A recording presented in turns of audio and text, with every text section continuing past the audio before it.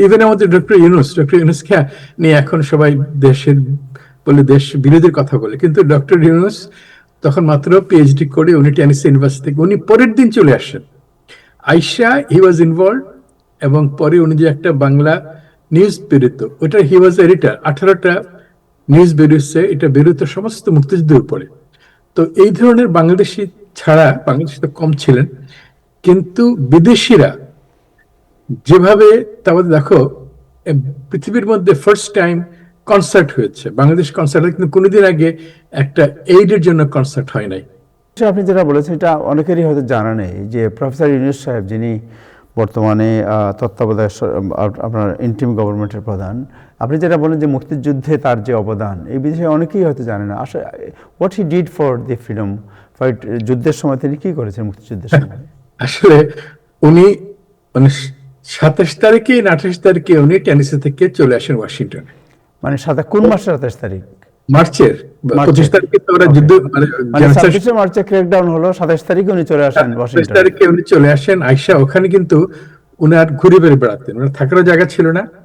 তো মুহিত ভাইয়ের ওখানে কিছুদিন ছিলেন, কিন্তু তখন ওই যে বিদেশি যারা যারা বাংলাদেশিরা, তো তারা তখন চাকরি করছেন বিদেশে। যে এই যে ডেভিড নাইলেন, সে আমাকে বললো, ডেভিড নাইলেন তো আমাদের এখানে আসছে, হাসান ফেরদৌসকে দিয়ে আমরা একবার করলাম।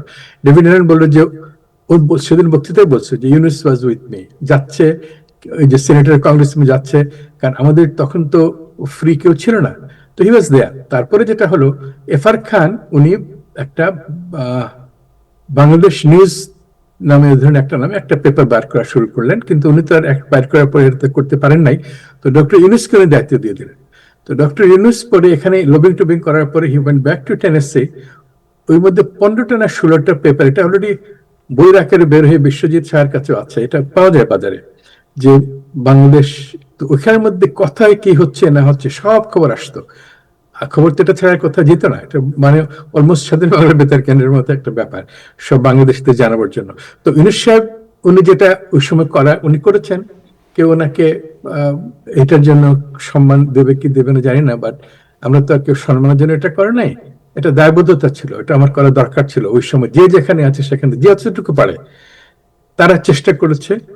তো তারপরে বিভিন্নভাবে মানুষ এটাকে ইন্টারপ্রেট করবে পরবর্তী পদক্ষেপের জন্য, সেটা অন্য জিনিস। কিন্তু উনার যে অনেক বড় অবদান, কন্ট্রিবিউশন আছে অনেক রাজনীতিবিদ। এটা উনি কি এডিটর ছিলেন ওই যে বুলেটিনটা বেরোতো? Bulletin editor, publisher, everything. নিজেও টাইপ করতেন, নিজেই পাঠাতেন। আমার কাছে আছে কয়েকটা কপি, আর এটা অলরেডি পাবলিশ। এটা কয়েক বছর আগেই উনি ফার্স্ট টাইম এটা বাঁধিয়ে বিক্রি মানে করেছেন।